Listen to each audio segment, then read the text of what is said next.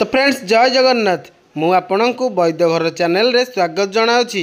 आज आम जाना बरगछर केतेक औषधीय गुण। बरओहल अगर 4 खंड आनी से 4टी लवंग मिसाई कंचा क्षीर रे बाटी नियमित 7 दिन जाए सेवन कले मलकंठक दूर होता है। एवं ठीक से हीपरी बरगछर छेली को आनी भल भाव धोई ताकू गुंड करी सेथिरु 1 चामच नहीं जामु पत्र रस सहित गोली सेवन कले ते प्रकार झाड़ा रोग सब भल हो जाए। एवं ठीक से हीपरी बर फलर मंजी को भल भाव गुंड करी कान पकेले कान होइथिबा कान कुटुली भल होता है। एवं जो लोक मानकर दांत हलु थाए बर दांत काठी रे दांत घषिले दांत हल्ला मध्य भल होता है। तो फ्रेंड्स आग को केउ गछरु केउ औषध मिले ए सब विषय जानिबा पई आम चैनल को सब्सक्राइब करंतु एवं पाखरे आसुथिबा बेल आइकन को दबाई ऑल नोटिफिकेशन ऑन कर दियंतु फ्रेंड्स।